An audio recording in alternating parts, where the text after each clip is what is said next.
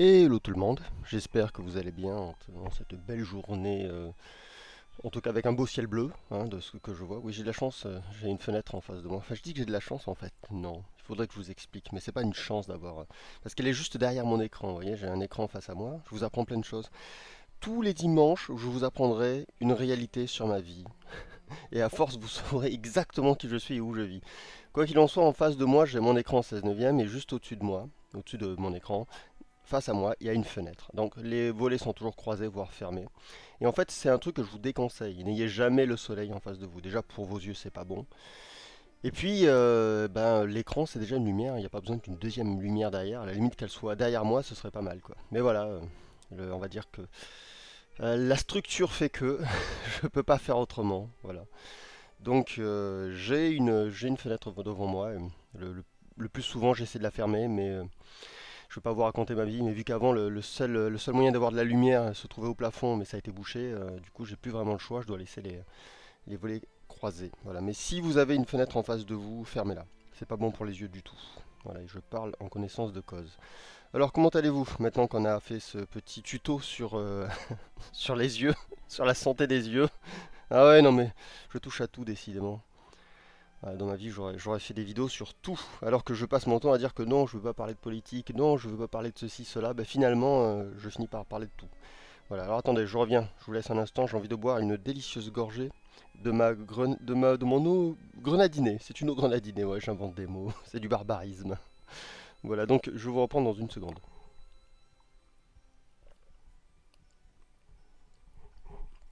Et je dis je vous reprends, mais en fait, je vous ai pas quitté. Et ouais, j'aurais pu relever le micro, mais je ne l'ai pas fait, car j'ai été assez habile pour boire avec le micro.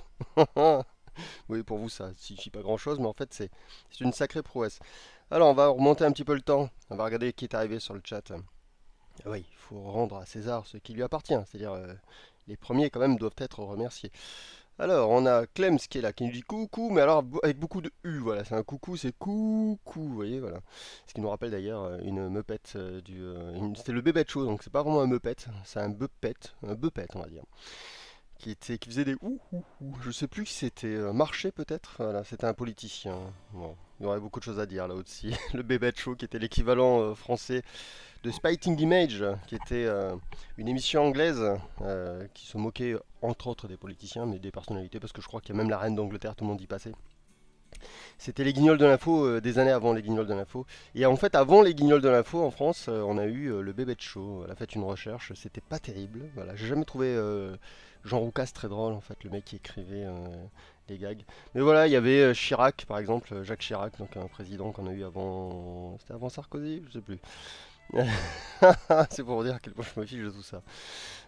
Qui donc était il avait c'était une espèce d'aigle. Dans l'idée, ils en avaient fait un aigle parce qu'il avait le nez pointu, vous voyez, donc ça volait pas très très haut. Voilà, mais bon, je pense que ça a initié toute une génération à la politique. Et les enfants ont pu trouver les politiciens rigolos avant de grandir et de comprendre qu'ils ne le sont pas.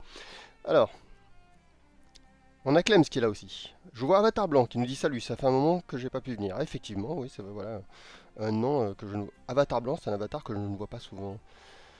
Donc, qui est là? On a Paisible qui est là. Ensuite, on a qui? Je passe, je passe. Je passe, ouais, vous êtes nombreux. Hein. On a Kenil qui est là aussi, qui me dit salut. On a Diplomate29 qui est là. Salut Diplomate. Je vois qu'il y a des abonnements. Donc à la fin, évidemment, comme toujours, je lirai le staff. Donc je remercierai tous ceux qui s'abonnent en ce moment, et même ceux qui se sont abonnés avant.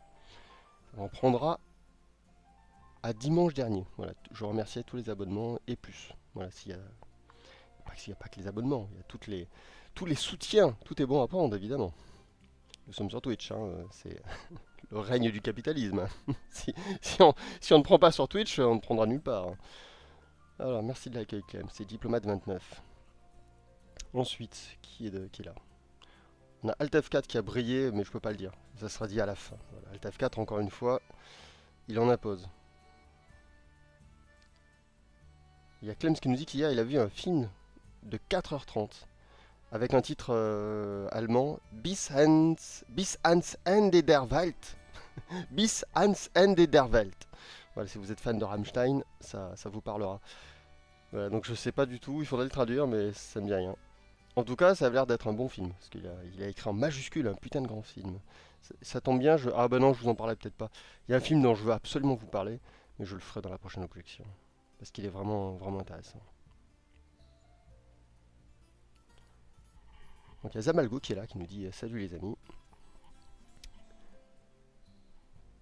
Il y a Chemkin qui dit j'espère que ça va jouer un peu, j'ai pas encore vu d'image du jeu. Mais si, regarde, tu as une belle image du jeu. Oui, j'ai parce qu'on est sur le. Là, tu es sur le Twitch parallèle, déviant. Voilà, tu es. C'est un Twitch, c'est un univers latéral de Twitch en fait. C'est-à-dire qu'on voit le jeu, on voit le jeu. Voilà, ça suffit. On voit le jeu. Alors, continuons. Parfois, il faut faire court. Alors, Diplomate 29 nous dit votre pouvoir de vote, il est là où vous mettez votre argent. Ouais, absolument. Aujourd'hui, c'est le monde est capitaliste et l'argent qui décide. Par exemple, Netflix a décidé qu'il fallait remplacer tous les whites par des blacks parce que ça rapporte plus de thunes. Bon. Si demain, je l'ai déjà dit en rigolant, mais si demain il y a, je sais pas moi, les unijambistes qui se mettent à râler, ils sont assez nombreux pour bien, qu'on les entende bien, ben on n'aura plus que des films avec des unijambistes. Et c'est très drôle en fait. C'est absurde. C'est absurde. Il y a même des blacks qui en rient, hein, qui disent mais vous êtes devenus fous les blancs quoi. Ils ont raison. Ils ont raison, quoi. C'est le pouvoir, c'est. Comment il disait déjà Jésus? Les marchands du temple. Voilà, le mec, il avait vu le truc avant tout le monde. C'est les marchands du temple. C'est-à-dire que c'est plus la morale qui décide. Vous savez, quand on est. Moi, j'avais jamais vu ça. C'est-à-dire on est la génération, là, actuellement, on est la génération qui dit que si une œuvre a du succès, c'est qu'elle est bien. Sachant que le succès, ça peut être complètement hasardeux, sachant que le succès, ça peut s'acheter complètement, sachant que le succès, souvent, c'est voilà, beaucoup de promotion. C'est incroyable de dire ça. Voilà, c'était Isayama qui disait au Japon, un manga qui se vend, c'est considéré comme un bon manga. Il dit ça en se foutant de la gueule de l'industrie du manga, hein, c'est évident. Je veux dire, c'est du second degré, ça, hein. Ce qui veut dire par là, c'est que il y a des fous qui ont décidé que ce qui se vendait, c'était de qualité. Allez voir les films qui font le plus d'entrées, vous allez juste halluciner, hein. C'est pas bon du tout. Voilà. Aujourd'hui, ça serait même le contraire en fait. Bizarrement, les trucs qui marchent aujourd'hui, il faut s'en méfier. C'est un peu comme les sectes, vous savez, tout ce qui rassemble, il faut se méfier. Les religions, les communautés, tout ce qui rassemble, méfiez-vous. Donc les films qui rassemblent, méfiez-vous. Les mangas qui rassemblent, méfiez-vous. Tout ce qui rassemble devrait vous faire fuir. Si vous avez encore un cerveau en bon état de fonctionnement. Oh, je vois que ça frappe sur Blizzard, c'est bien. Ah, je peux vous parler de Diablo 4, ouais. Puisque là maintenant j'ai quelques heures. Et ouais, j'étais pas censé la voir. Alors attendez, je vais avancer, je pense que je vais un peu tous les bonjours. Puis on va pas faire des bonjours trop longtemps aussi, c'est pas agréable. Il y a Kenny qui demande qui a vu Manon des sources version Pagnol de 1952. Moi.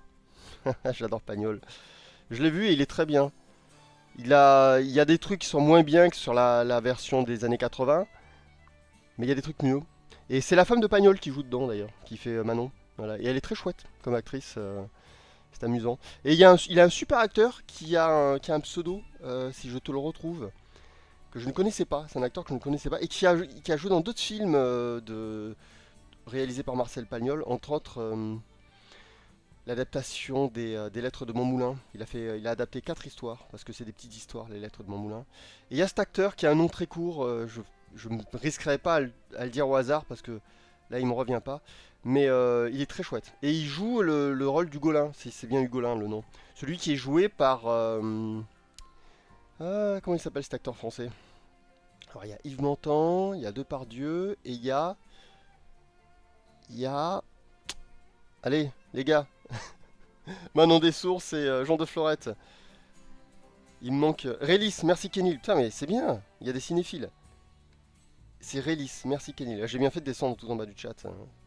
Auteuil, merci Kenil. Ah bah Kenil, c'est un vrai cinéphile. Tout à fait, Daniel Auteuil, donc, qui s'en sortait très très bien. Mais vous savez qu'on aurait dû avoir Coluche. Enfin, on aurait pu, pardon. On aurait pu avoir Coluche. En fait, Coluche avait postulé, si je peux le dire comme ça, pour le poste. Et il existe vous pouvez chercher, il existe des rushs. On peut voir Coluche qui tourne une scène. Et je peux vous dire que Daniel Auteuil est bien meilleur. Voilà, Daniel Auteuil, c'est le rôle de sa vie. D'ailleurs, à tel point que maintenant, il produit beaucoup de films, voire même il réalise. Je sais pas s'il est réalisateur, il est surtout producteur. Il produit des films basés sur les nouvelles de Marcel Pagnol. C'est-à-dire que ça a été un tel choc pour lui, ce rôle, que manifestement, il essaie de perpétuer La tradition pagnolienne. Voilà. Chemki nous dit les lettres de mon moulin, meilleur livre écrit par un facho. Ça m'a beaucoup marqué quand j'étais petit. Ouais, après, le fait que le mec soit facho, j'en ai rien à foutre. On parle de l'auteur du livre, on parle pas de ses convictions. Parce que y a des philosophes qui étaient des croyants. Hein. Moi, vous savez, les croyants, ce que j'en pense. Hein, voilà. Et c'est pas pour ça que je vais m'empêcher de lire leurs bouquins. Il y a des écrivains qui sont de vrais crapules, de vrais monstres. Mais ce qu'ils ont écrit est très très beau.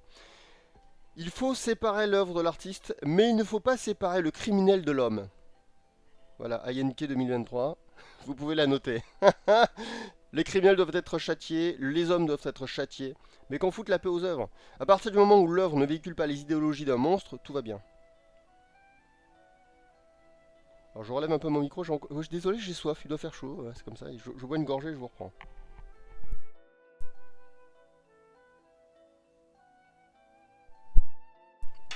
Vous avez vu, c'est rapide. Je vous ai pas menti sur la marchandise.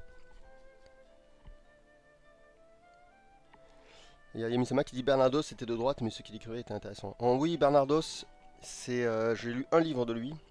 On m'a dit que c'était le plus beau. C'est Bernardos de Saint-Pierre, on est d'accord. Hein. Bernardos, si c'est bien celui que je crois. Et j'avais lu, c'est un livre, c'est une histoire d'amour entre un garçon, ça doit être son plus connu.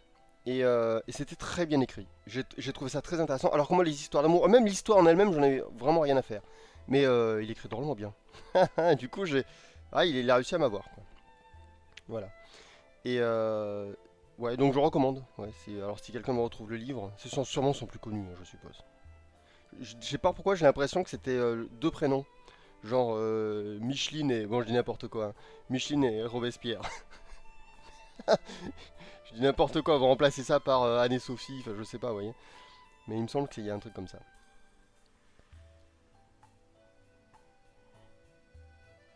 Et TKO qui dit c'est un chrétien qui a théorisé le Big Bang après tout. Et pourquoi pas? C'est drôle. Puis vous savez, la droite, la gauche, mais qu'est-ce que ça veut dire? Enfin, à une époque, tout le monde était de droite, vous voyez. Aujourd'hui, tout le monde est de gauche. Bon, bah ça changera. C'est comme ça. C'est comme ça. On va là où c'est tendance. On a peur de pas être dans le bon groupe et de se faire taper dessus. Hein, on a peur de se faire diodonifier, vous voyez. Ou coluchifier aussi. Parce que c'est arrivé à Coluche. On a peur d'être écarté de la norme. Donc tout le monde est de gauche, on est de gauche. Voilà. C'est à celui qui tapera le plus du coup sur les gens de droite, vous voyez. Parce que dès qu'on arrive à se situer en disant oh là là, ah oui bah tout le monde est de gauche, du coup je suis de gauche aussi, du coup on en fait des tonnes, vous voyez. C'est vraiment je suis encore plus de gauche que toi. C'est le concours, un peu comme les musulmans, voilà c'est le concours du plus croyant, alors qu'en fait les mecs respectent même plus les écrits, mais bon c'est pas grave. Mais c'est drôle, c'est celui qui ira le plus loin. Et ouais, mais c'est comme ça. Je dis musulmans, mais ça marche avec surtout hein, les chrétiens aussi, les juifs aussi. Hein. C'est le problème du communautarisme. Il y a une espèce de compétition stupide à celui qui ira le plus loin. Et du coup, à la fin, ça ressemble plus du tout à ce qui est écrit dans le bouquin. Voilà. Dans le bouquin, il y a écrit le matin, tu te lèves, tu te caresses le front. Voilà, c'est comme ça. Il y a, je sais pas comment on peut l'appeler. Il y a Marala. Marala, il sera content. Marala, c'est une espèce de dieu, voilà, Marala. Donc le matin tu te lèves, tu te caresses le front. Il y en a un qui dit non, non, moi j'aime tellement Marala, ça suffit pas. Me caresser le front, ça suffit pas. Donc lui, il a décidé, il se caresse le front et après il met un grand coup de tête dans un mur. Vous voyez, il saigne et tout. Et il fait alors là, Marala, voilà. Moi pour montrer mon amour à Marala, je vais plus loin. Il y en a un qui a dit ah ouais, c'est pas mal, comment je peux montrer encore plus mon amour? Alors lui, il dit alors moi je me caresse le front et je me tire une balle dans chaque pied. Tout le matin, je me tire une balle de fusil et ça va de plus en plus loin. Et à la fin, les mecs, ils font nous, on est des vrais croyants. Nous, tous les matins, on se jette par la fenêtre et on se brise les deux jambes. On est des vrais croyants. C'est pas comme ceux qui juste se touchent le front. Mais après, tu prends le bouquin, il est écrit nulle part il faut sauter par la fenêtre. Il y a juste écrit qu'il faut se toucher le front. Et je trouve ça génial. C'est l'humain. Ah, heureusement que l'humain est là, sinon je m'ennuierais. C'est bien pour les dépressifs, l'humanité. Elle nous fait rire tout le temps. Alors, je comprends pas les gens dépressifs, ils devraient juste écouter les infos, quoi. T'es dépressif, tu t'écoutes un discours de Macron, t'es plié de rire, quoi. Tu te dis, mais le mec qui a écrit ça, il est. Parce qu'évidemment, les discours de Macron, c'est un gars qui les écrit. Tu te dis, mais le mec qui a écrit ça, il se fout de la gueule de Macron, en fait. Il lui a écrit une connerie pour qu'il se ridiculise à la télé. Ah, heureusement qu'ils sont là, les politiciens. Il y a Clems qui me dit, le live va sauter. Mais c'est pas évident pour moi. Je le vois pas à l'écran. Donc peut-être chez toi. tu as un solo, tu as un, je sais pas, un solo bug. Non, Tacos nous dit non, il n'a pas sauté. Non, bah pour l'instant, ou alors il est peut-être en avance. Vous savez, il y a peut-être à la Stephen King, il y a peut-être un complexe temporel. C'est-à-dire que l'un d'entre vous est en avance de 5 secondes dans le temps. Il est dans le futur, mais il l'ignore. Ça serait intéressant ça. On va écrire un manga. On va inventer un nouveau scénar. Au fait, je vous rappelle qu'aujourd'hui est un grand jour, puisqu'aujourd'hui est sorti un nouveau teaser du manga Orion. Puisque je vais essayer toutes les semaines de faire un nouveau teaser. Et donc je vous conseille, là il est, regardez, il est pincé comme on dit, c'est le terme technique utilisé par les gens qui sont sur Twitch. Ouais, ils disent pincé, voilà, je sais pas pourquoi, c'est comme ça. Donc il est pincé tout en haut, et je vous conseille tout de suite là maintenant de cliquer dessus, d'aller le voir. Ouais, ouais, carrément, je vous laisse le temps là, je vais pas, je vous laisse quelques instants, voilà, je vous laisse tranquille. Cliquez, allez le voir, et pensez à le liker, à le retweeter, parce que c'est ce qui fait qu'Orion va se faire voir, va se faire découvrir, et ensuite c'est ce qui fait qu'Orion aura suffisamment de succès pour qu'on puisse continuer. Donc si vous aimez Orion, si vous voulez la suite d'Orion, retweetez toujours les teasers d'Orion. Voilà. Le reste non. Tout le reste sur Twitter, vous avez le droit de ne rien retweeter sur Twitter, d'accord. Vous avez le droit. Voilà, c'est on vous demande, vous dites que c'est moi qui vous y ai autorisé. Voilà, vous avez le droit de ne rien retweeter sur Twitter, sauf le teaser d'Orion. Voilà, gardez votre énergie pour le teaser d'Orion. Il y a Tacos qui dit ils ont grandi les persos. Parle-t-il d'Orion? Je sais pas. Les gars, mettez un contexte quand vous dites, quand vous balancez une phrase, parce que je sais pas, peut-être que vous parlez entre vous, c'est difficile de savoir. Time Paradox Ghostwriter, ouais je l'avais lu. Oui, c'est un vrai gâchis. Mais je crois pas que ce soit la faute du jump. Même si le jump est quand même pas mal responsable en général de tout ce qui se passe. Mais j'ai l'impression que l'auteur a pas tenu le coup quoi. On sent que c'est un truc qui a été fini en queue de poisson, hein. Mais le concept était intéressant, mais il n'était pas très bien traité. Il n'était pas courageux. C'est ce genre de concept, il aurait fallu le donner au mec qui a écrit Death Note en fait. Là, ça aurait été cool. Il y a Gamisama, donc qui manifestement a été voir le teaser, hein, qui nous dit: les dessins et mises en scène sont de plus en plus esthétiques, bravo à NIB. Donc, allez voir le teaser, parce que vous allez apprendre des choses. Voilà. Et je peux vous dire que dans ce teaser, il y a un truc que je ne mets jamais dans les teasers. C'est la première fois. Ah, je vous dis pas. Ne le dites pas sur le chat, hein. Laissez la surprise. Mais il y a un truc. Au niveau sonore, il y a un truc que je n'avais jamais mis déjà. Et au niveau visuel, il y a un truc qu'on n'avait jamais eu. Voilà. Donc ce teaser, ne le ratez pas. C'est le 9e teaser. Je compte les teasers. C'est le 9e teaser. Voilà. 9, chiffre important. Je dis n'importe quoi. Du tease de teaser, exactement. Ouais. J-Corp 8, bravo J-Corp 8, ça a bien résumé la chose. C'est du tease de teaser. Donc si vous avez des questions, allez-y, lâchez-vous. Je remonte un petit peu, voir si j'aurais raté un questionnement.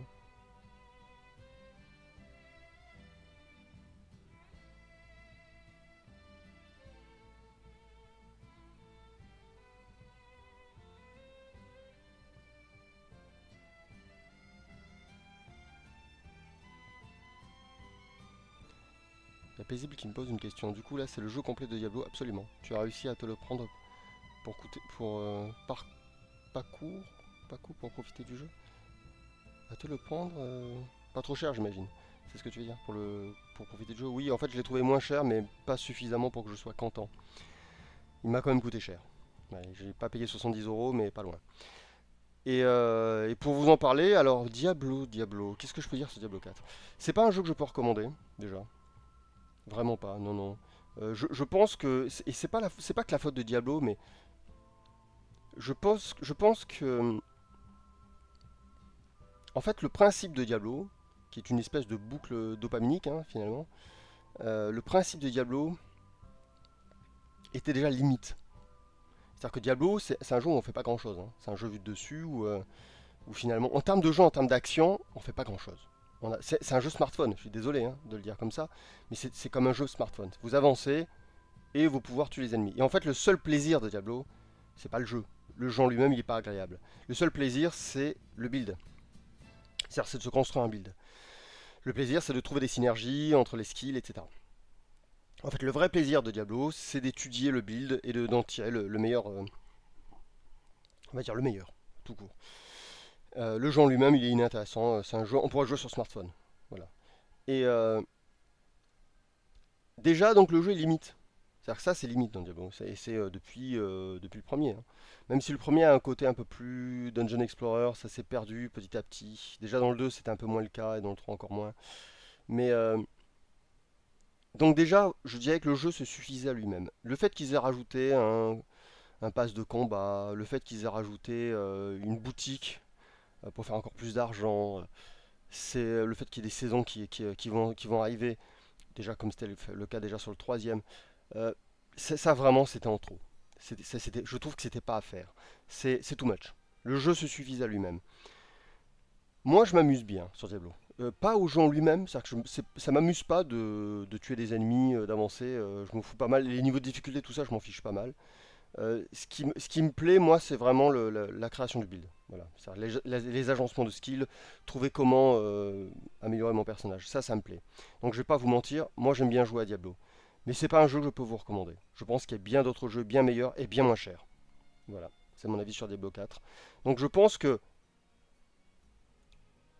c'est pas un bon jeu, mais c'est un produit fini, quoi. C'est un produit bien fait. Les mecs qui ont fait les graphismes se sont vraiment foulés. Le jeu est complet, il est vaste. Voilà, c'est-à-dire qu'à jouer, c'est un jeu absolument plat. En plus, maintenant que les ennemis carrément s'alignent sur votre niveau, de toute façon, vous avez toujours l'impression de faire la même chose. C'est-à-dire que vous n'avez jamais l'impression d'être plus puissant que les ennemis, parce que de toute façon, même, vous montez en niveau, ils montent en niveau avec vous. Ça ne change rien.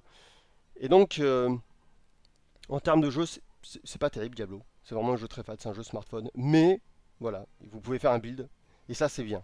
Moi, c'est ce que j'aime le plus dans Diablo. C'est-à-dire trouver les bonnes pièces. En gros, le loot, quoi. Trouver le bon équipement qui va. Trouver une synergie. C'est ce qui me plaît le plus dans Diablo. Mais le reste n'est pas très intéressant. Voilà, donc, c'est pas un jeu que je peux recommander. Mais je peux pas vous dire que je m'amuse pas, quoi. Je peux pas vous dire, ah, il est nul, etc. Non, moi, je m'amuse dessus. Donc, c'est un jeu pour certaines personnes, mais pas pour tout le monde. Et je peux pas. C'est un peu comme Destiny. Voilà.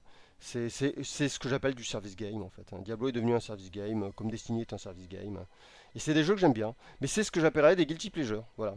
Diablo et Destiny, ce sont mes guilty pleasures. Voilà. Vous avez mon avis sur Diablo. HMK me dit je joue à Diablo pour l'ambiance médiévale désespérée du jeu. Moi je suis désolé. Enfin, pour moi c'est un Halloween. Tu vois, c'est un clown triste, Diablo.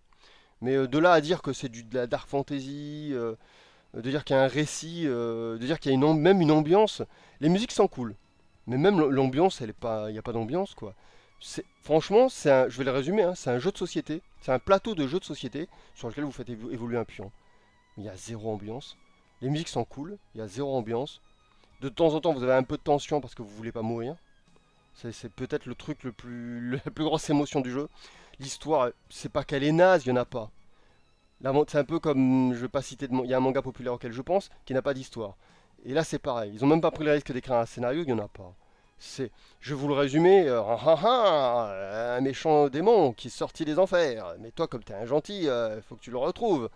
Et quand tu l'auras brûlé, en fait il en restera un tout petit que t'avais pas vu. Et Diablo 5. Voilà. Je vous l'ai résumé, c'est bon. Vous n'aurez pas de surprise, c'est le scénar. Donc après, de temps en temps, il y a des cinématiques où ils ont mis des sous. Alors techniquement, c'est joli à voir. Voilà, parfois, je regarde la cinématique en bâillant beaucoup, mais je me dis c'est joli à voir. C'est un jeu, il y a de l'argent dedans. Donc c'est un peu comme aller voir un film de Marvel au cinéma qui durerait 3 heures ou 4 heures. Il y a du pognon, donc c'est creux, mais c'est beau. Mais ouais, pour moi, c'est même pas de la dark fantasy. On est à la limite. Je sais pas comment dire. C'est Halloween. C'est Dark Halloween plus que Dark Fantasy, quoi. C'est, il manque juste de la guitare électrique pour me renvoyer au début des années 80, quoi. C'est la version métal de la Dark Fantasy. C'est pas terrible. Voilà.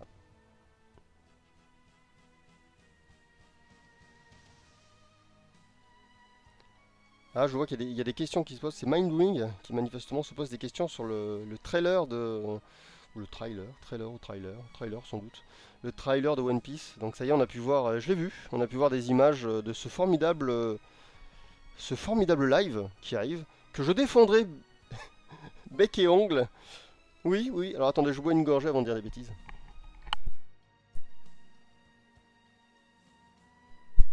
Soif. Oui, je vais défendre. Je vais défendre le live. Parce que je viens de voir le trailer. Et le trailer, pour moi, est à la hauteur du manga et de l'animé. Hein. Ce que j'ai vu, c'est One Piece. Hein. Donc non, moi je le défends. Ils ont réussi à faire One Piece en live, quoi. Après, bah, si on n'aime pas One Piece, oui, bah c'est sûr, ça sera pas agréable. Mais ouais, non, c'est One Piece en live. Ah, y a Tacos qui dit 100 milliards de... 100 millions de... Pas ça, ça va. 100 millions de budget. Vu le résultat, ouais, je pense. Ouais, surtout sur les effets spéciaux des coups de poing.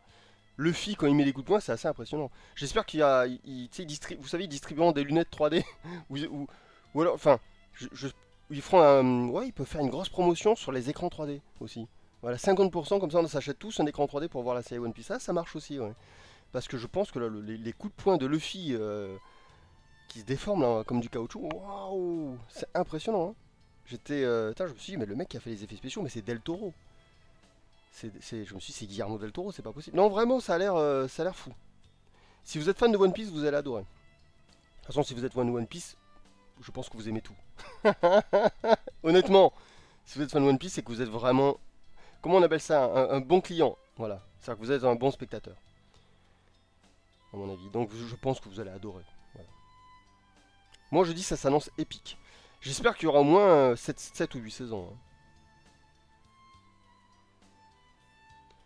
Il y a un sur 10 qui dit c'est dommage que Dragon's Dogma ne soit pas plus long, mais il est vachement long Dragon's Dogma. Si on prend en compte le DLC, qui nous permet comme ça de descendre dans les profondeurs pour fouiller et découvrir, je ne vous dirai pas, mais il y a des choses incroyables qui se cachent sous la surface du monde de Dragon's Dogma.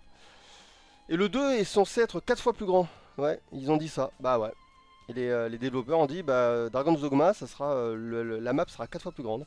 Sachant que moi je trouvais que la première map était déjà pas mal. Hein. Donc j'ai hâte. Et Naibi dit il était super le DLC. Bah voilà. Si c'est Naibi qui le dit, elle a raison. Et c'est vrai, il était excellent ce DLC.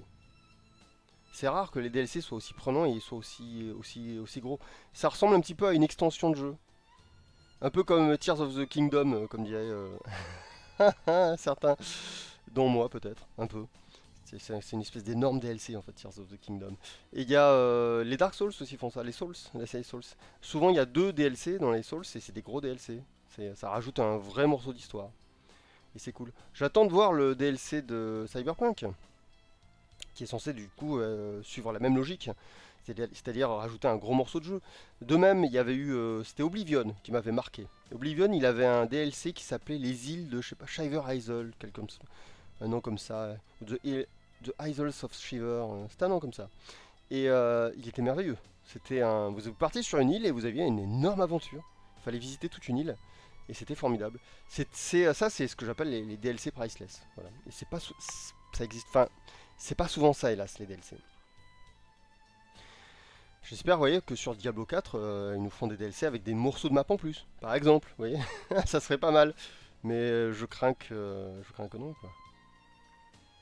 Faut reconnaître ça à Destiny, c'est que Destiny, c'est pas brillant leur DLC, mais ils essaient au moins de rajouter souvent une nouvelle map. Elle est pas énorme, souvent elle est un peu cassée, elle est pas. La dernière, elle est vraiment pas bonne, par exemple. Elle est toute colorée, mais en fait, elle est assez inutile. Finalement, on est tous sur une toute petite zone pour se battre, et ça sert à rien d'avoir rajouté une nouvelle planète pour ça, quoi. Mais le geste est là, quoi. Ah, je vois qu'il y a mon écran qui me dit vous ne jouez pas. Et il a raison, c'est vrai. Vous allez voir voilà. En direct, en fait, oui, je suis sur le jeu. C'est pas une vidéo qui tourne, hein, parce que oui, vous pourriez vous dire, mais regardez mon personnage. Voilà. Je l'ai fait comme ça pour faire peur aux islamophobes. Ouais. Comme moi aussi, comme je suis comme vous, je suis très de gauche, moi aussi, parce qu'il faut être de gauche. Du coup, je suis méchant avec les islamophobes, comme ça je passe pour un héros. Je dis, tenez les islamophobes, ça c'est pour votre gueule. Vous avez qu'à pas être islamophobe. C'est pas bien d'avoir peur de l'islam. Voilà. Bien fait pour eux. Eh, je les ai bien mouchés, les gars. Comme disait, comme disait Caradoc, t'es bien mouché, mais. Jamais entendu. Hein. À part Caradoc, je sais pas d'où ça sort, mais bon, c'est comme ça. Voilà. Eh, c'est marrant, vous avez vu ah, un point positif de Diablo. Maintenant, on a un passage jour-nuit. Regardez, là, on est de nuit. C'est stylé. Attendez, je vais le zoomer. Et oui, il y a l'option zoom. Regardez. Et voilà. Quoique c'était plus joli quand c'était dézoomé, je trouve. Voilà. C'est mieux comme ça, finalement.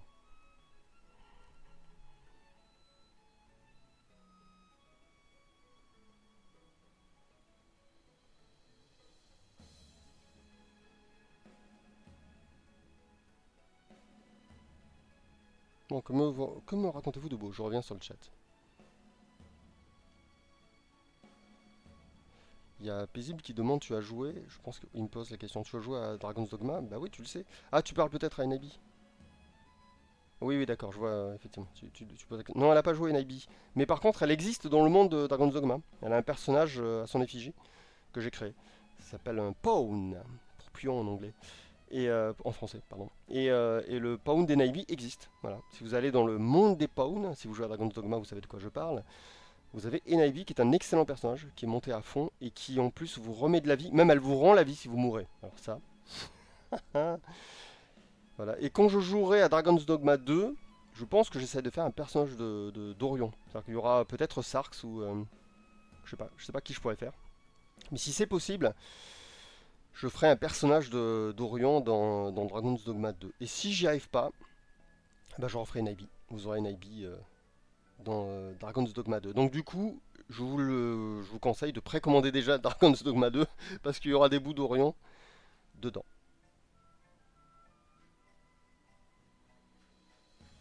Oui, c'était le pion que j'ai fait était un mage. Absolument. C'est Paisible qui me pose la question. Naibi dit je suis le dernier choix.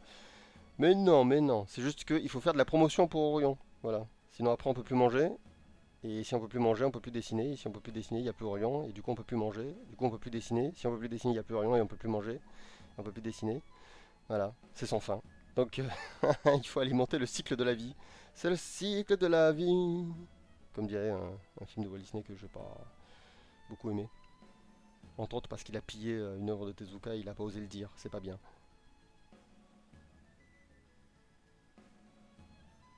Ah, il y a 1 sur 10 qui dit Enaïli m'a carré dans le DLC. Et je suis sûr qu'elle t'a beaucoup aidé. Parce que moi en tout cas, elle m'aide beaucoup dans les DLC. Les mages qui rendent de la vie, enfin qui remettent, qui rendent de la vie et qui rendent la vie. C'est quand même, enfin c'est merveilleux et c'est pas souvent. Surtout géré par la machine quoi. C'est géré par l'IA. On va pas parler d'IA parce qu'en ce moment, les IA n'ont pas la cote. Paisible nous dit pourvu que ce soit multiplateforme le partage des pions. Je suppose que ça le sera. Parce que c'est dans l'air du temps là, le cross-platform. Je l'attends vraiment avec impatience ce 2. Bien plus que je n'attendais Diablo. Et autant Diablo, bon bah voilà, c'est Diablo quoi. C'est que c'est quand même c'est un peu un jeu routine en fait, Diablo. Autant Dragon's Dogma, pas du tout. C'est le juste équilibre entre le Japon et l'Occident, Dragon's Dogma. C'est un mélange des univers de Donjons et Dragons et du action RPG à la japonaise. Voilà. Du coup, c'est une merveille. Il y a Bad Brody qui demande le 2 de quoi? Le 2 de Dragon's Dogma, un jeu de Capcom, qui est sorti il y a un petit moment maintenant. Disponible sur toutes les consoles, il me semble, hein, quasiment. Je crois qu'il est même sur Switch. Et il est sur PC aussi, sur Steam.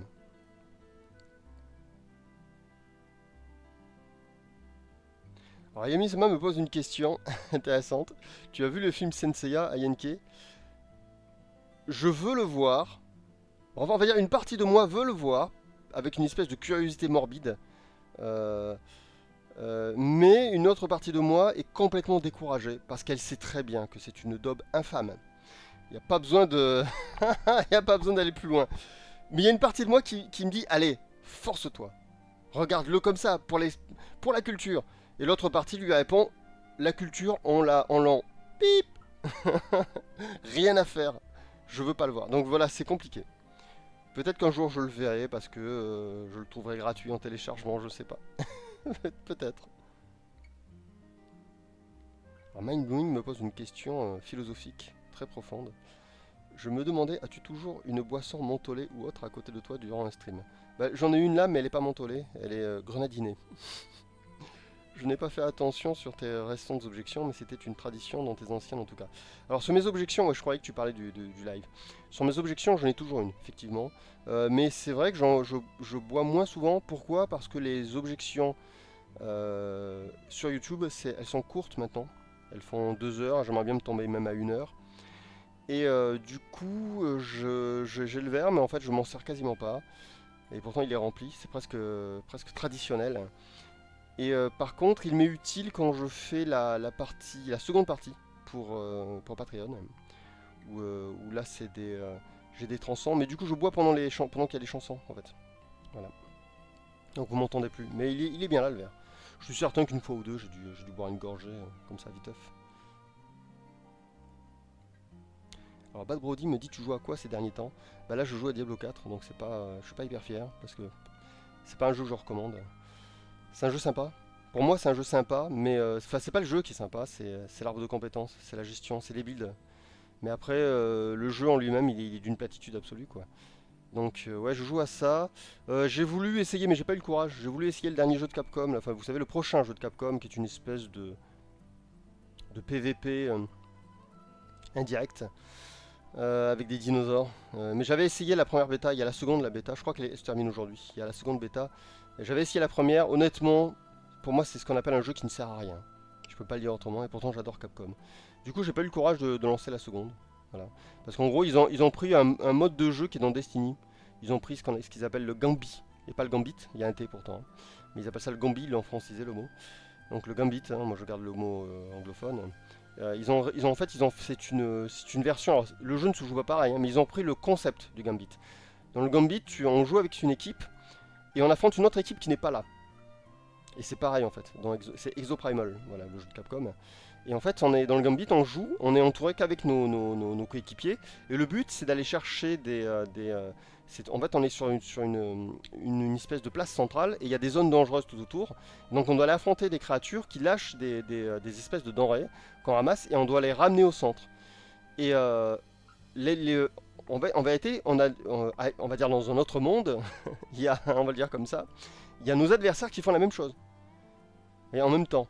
Et si on arrive à remplir assez vite, on envoie des monstres pour empêcher les adversaires d'avancer. Et eux, ils font la même chose. Et c'est à celui qui remplira le plus vite le truc. Et à la fin, qui fera apparaître un boss qu'il faut descendre le plus vite possible.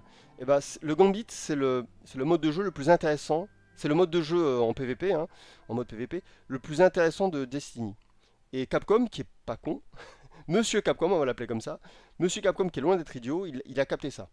Ils ont repris le principe de deux équipes qui s'affrontent sans se voir, c'est-à-dire qu'elles font la même chose dans deux mondes parallèles, on va dire dans deux réalités parallèles, et ça impacte la réalité de l'autre. Et même de temps en temps, elles peuvent faire une incursion, et c'était le cas d'ailleurs, hein, c'est pareil dans le Gambit. Dans le Gambit, de temps en temps, on peut ouvrir un portail, et un joueur peut aller voir l'équipe adverse et les affronter, essayer de les tuer. En fait, c'est le Gambit de Destiny, c'est une idée géniale. En termes de PvP, j'aime pas le PvP. J'aime pas la compétition, vous le savez. Donc pour que moi, j'ose dire ça, je veux dire un truc. League of Legends, c'est pas bon du tout. Je vais être honnête, hein. League of Legends, c'est pas bon du tout. Les gens, qu'est-ce qu'ils voient? Ils voient des chiffres qui s'envolent, des petits bonhommes qui se tapent dessus, ça donne pas du tout envie. Street Fighter, c'est du compétitif, donc j'aime pas. Mais Street Fighter, n'importe qui regarde le jeu et comprend de suite ce qui se passe. C'est deux gars qui se tabassent. C'est évident, même quelqu'un qui ne connaît pas les jeux vidéo peut prendre plaisir à regarder un combat de Street Fighter parce que c'est comme un combat de boxe. Il comprend de suite qu'il y a un enjeu simple. Il y a deux adversaires qui se ressemblent pas, qui se mettent sur la gueule. League of Legends, à part connaître le jeu, ça n'a aucun intérêt. Donc vraiment, League of Legends, c'est une blague pour moi. Et ben, le Gambit de Destiny, c'est bien meilleur. Voilà. En termes de compétition, honnêtement, c'est ce que j'ai vu de mieux. Voilà. Et pourtant, j'aime pas ça. Mais j'ai joué, j'ai pas mal joué. J'étais plutôt doué, j'étais souvent en tête. Même quand on perdait, j'étais souvent en tête, ce qui est assez surprenant. Et pourtant, je joue avec un Warlock. En français, c'est un arcaniste. Et les arcanistes, ils sont considérés comme étant lents. Ils sont lents, les arcanistes. Ouais, mais en fait, bah non. Moi, malgré tout, avec mon arcaniste, j'arrivais à surpasser les autres classes du jeu. Voilà. Et donc, il est très bien. Et Exoprimal, c'est une réinvention du Gambit de Destiny. Ils ont repris Ils ont compris l'essence du truc, ils ont repris les bases, et sauf qu'ils ont mis des dinosaures, ils ont mis un parcours à faire, des petits défis. Ça se fait sur la longueur en fait, Exoprimal. Là où c'est circulaire dans, dans le Gambit de Destiny, et là c'est une route à suivre sur Exoprimal. Mais c'est le même principe. Voilà, donc Exoprimal, je n'ai rien à faire. Acheter un mode de Destiny, ça m'intéresse pas. Autant garder Destiny et jouer au mode de Destiny, quoi. Vous voyez. Voilà. Non, sinon, à quoi je joue? J'attends.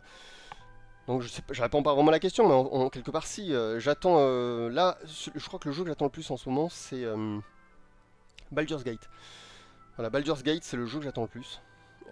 J'ai hâte aussi de voir le DLC de Cyberpunk, parce que moi j'ai bien aimé Cyberpunk, parce que j'ai eu la chance de le faire sur PC, donc j'ai pas fait la version toute pourrie qui était sur console. Je comprends les joueurs console qui ont râlé sur le jeu, voilà, alors que sur PC il était plutôt stylé. Du coup j'attends ce DLC. J'attends le DLC d'Elden Ring, hein, il finira bien par sortir aussi. Et j'attends deux jeux qui, hélas, sont annoncés le 31 décembre. C'est pas une blague. Les deux, hein, le 31 décembre 2023. En général, cette date-là, en général, elle signifie que les jeux sortiront en 2024. Mais pour l'instant, c'est 31 décembre 2023. Et dans les deux jeux, il y a Remnant 2, qui est la suite de Remnant From the Ashes, qui est un looter-shooter que j'ai adoré.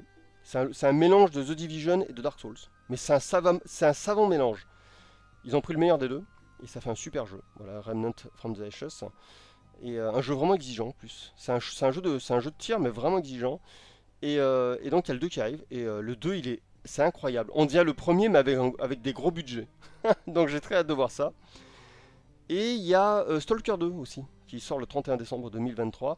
Et Stalker, je vous avais déjà raconté l'histoire, c'est un jeu qui me faisait rêver, parce que c'est un FPS. On va dire que c'est Silent Hill à Tchernobyl. Et donc ça me donnait vachement envie. Et sauf que le jeu il se joue à la souris. Du coup bah, je l'ai pas pris parce que j'ai pas envie de jouer à un FPS à la souris. Et, par défaut j'avais pris Metro. Parce que c'était un peu la même ambiance, même si c'était pas exactement un monde ouvert zut, je l'ai dit juste avant Stalker. Et donc du coup Metro, j'ai pas pu non plus y jouer parce qu'il y avait un bug. Et là, il y a pas longtemps, il y a 2-3 mois, j'ai pu faire le premier Metro, du coup j'ai enchaîné les deux autres. Et j'ai toujours la frustration de ne pas avoir fait Stalker. Donc j'attends le 2, qui sera beau, plus beau. J'ai hâte de voir ce qu'il vaudra. Et sinon, à quoi je joue? Bah, de temps en temps, je retourne un peu sur Destiny, hein, je vous l'ai dit, c'est mon guilty pleasure. Je sais que à quoi j'ai joué. J'ai essayé Devil May Cry 5, bah, il m'est tombé des mains. Je me suis ennuyé en jouant, mais comme jamais. C'est assez incroyable, hein.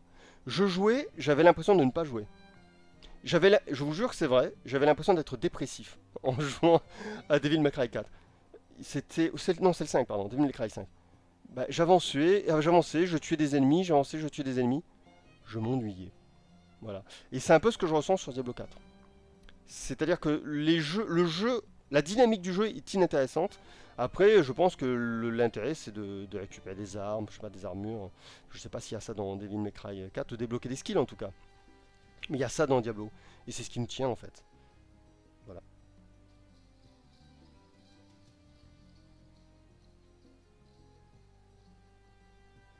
Il y a un sur 10 qui pose une question intéressante. Est-ce que tu attends Armored Core?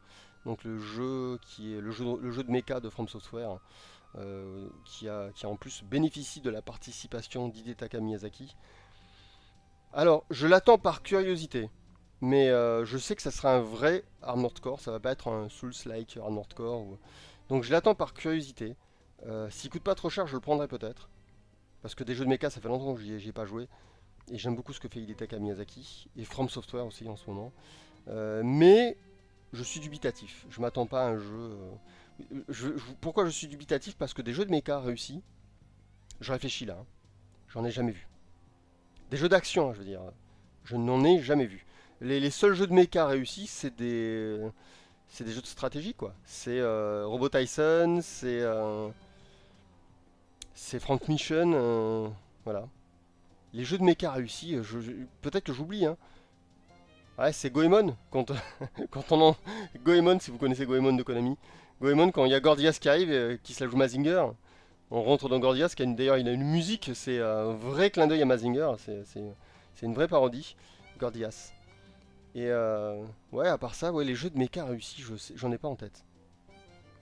Peut-être que j'en oublie. Il y en a un que j'adore, encore une fois, c'est un jeu de stratégie. C'est sur Saturn, il s'appelle Covadis 2. C'est le jeu le plus méconnu du monde. Ce jeu est une bombe. Une bombe. Il y a du dessin animé tout le temps. Vos coéquipiers vous parlent. Quand ils sont en train de mourir, ils sont là, ah, je vais mourir. Et par contre, c'est en japonais. Voilà. Mais c'est incroyable. C'est Évangélion avant l'heure, quoi. Il faudrait vérifier les dates. Mais je me souviens d'un personnage qui est devenu fou, quoi. J'avais un de mes coéquipiers, parce que en fait, tous vos coéquipiers, c'est des personnages, vous finissez par vous habituer à eux, vous les connaissez. Et donc, ils ont tous un design, ils ont des petites scènes animées, etc. Et il y en a un moment qui devenait complètement fou, vous voyez, il parlait, il était comme névrosé. Ah, il est génial ce jeu. Ouais. Un jour, je le referai, même en japonais, je le referai avec plaisir. C'était Covadis 2, une vraie bombe. Voilà, je vous le recommande vivement. Ah oui, 1 sur 10 il nous dit Xenoblade Cross. Très bon, très bonne suggestion. Effectivement, très bon jeu avec un mecha. Et c'est pas de la stratégie, mais c'est du JRPG. Voilà, oui, effectivement. Alors, on peut dire aussi Final Fantasy VI. Je n'ai pas souvenir qu'on utilise beaucoup les mechas, mais bon, Tina, même 2-3 fois, elle est sur un mecha, quoi. Donc peut-être un peu, ouais. Mais ouais, surtout, effectivement, Xenoblade Cross. Et les mechas sont géniaux dans Xenoblade Cross, effectivement. Bien vu. Vagrant Story, c'était un jeu de mecha? Non, pas du tout. C'était un jeu de. Alors, comment ça. C'était Quest? Est-ce qu'il s'appelait Quest à l'époque? C'était avant d'être englobé par. Je sais pas si c'était. Je crois ils avaient été rachetés déjà par Enix. Parce que c'est un jeu de la boîte. C'est un jeu des gars qui faisaient partie de la boîte Quest qui faisait les Grand Battle. Et ils ont été récupérés par Squaresoft avant de devenir Square Enix. Donc, je sais que Vagrant Story, c'est cette boîte-là en fait qui a travaillé dessus, plus que Square Enix. C'est un jeu intéressant, Vagrant Story, mais c'est un jeu bizarre. Je sais pas trop quoi en penser. Je l'ai fini, Vagrant Story, mais je sais pas trop quoi en penser. C'est un jeu qui est techniquement bluffant. C'est un jeu très intéressant, très atypique. Mais je sais pas, j'ai l'impression qu'il y a un truc qui est cassé dans ce jeu. Je ne saurais l'expliquer. Peut-être que j'ai raté quelque chose. Peut-être qu'en fait c'est un chef-d'œuvre et je suis passé à côté. Ah oui, Benmut nous conseille Zone of the Enders et je suis absolument d'accord. Pas le premier, qui est une vraie, c'est un vrai jeu très très court, mais le deuxième est incroyable. Voilà. Ah oui, moi j'adore. Alors si vous aimez les animés japonais, enfin, les animés, j'allais dire les dessins animés japonais, donc les animés. Si vous aimez les animés, il est à faire absolument. Très très beau jeu, évidemment, Zone of the Enders. Et puis Kojima est plus ou moins producteur. Il y a des super graphes de Shinkawa, donc le dessinateur qu'on a tous découvert avec Metal Gear, mais qui avait déjà travaillé sur Police Notes. Très bien Zone of the Enders 2, je vous le recommande aussi. Alors il y a Ichamki qui me demande ça s'écrit comment Covadis 2. Bah, comme tu l'as écrit mais avec QU je crois au début. En mode latin. C'est QUOVADIS. C'est un jeu sur Sega Saturn. Et c'est, je crois, je réfléchis, faut pas que j'en oublie, mais je crois que c'est mon jeu comment on appelle ça, Tactical Game. Je crois que c'est ou Tactical RPG. Je sais pas si on peut dire que c'est du Tactical RPG, mais un petit peu quoi. Mais c'est du Tactical quoi. C'est mon. Alors, c'est du tactical en temps réel. C'est mon tactical préféré. Ouais. Je réfléchis. Et pourtant, j'ai presque une nostalgie avec Robot Tyson 4 sur Super Famicom. Parce qu'à l'époque, j'ai joué parce qu'il y avait Mazinger, mais je savais pas qu'il y avait Grandizer. Et quand Goldorak est arrivé, je m'y attendais pas du tout, et ça m'a fait un drôle d'effet. Quand Goldorak est arrivé, en plus, il avait la musique du générique japonais qui se trouve être un des génériques français. Vous voyez, c'est ta ta ta ta ta ta ta ta ta ta ta taran, taran, taratata. Et il faut savoir que c'est le dessin animé de mon enfance en fait, Goldorak. C'est-à-dire que je regardais Goldorak, je ne savais même pas prononcer le nom, je disais Boldorak. Voilà. Et je le voyais sur une télé en noir et blanc. C'est du souvenir le plus loin dans ma tête d'un appartement, d'une pièce. Le plus lointain que je me souvienne, c'est l'endroit où il y avait cette télé et où je regardais Goldorak. Et c'était tout petit. Mes parents avaient vraiment pas beaucoup d'argent. Et donc ça m'a fait un drôle d'effet. Et du coup, j'ai le jeu là, à côté de moi, en boîte, que j'ai récupéré. Et je le vénère, voilà, comme certains posent des coupes ou des objets précieux. Moi, il est sur mon étagère et c'est un jeu que je vénère. Voilà. Et surtout, il y a Mazinger en plus. Et Mazinger, il a bien son générique japonais. Donc.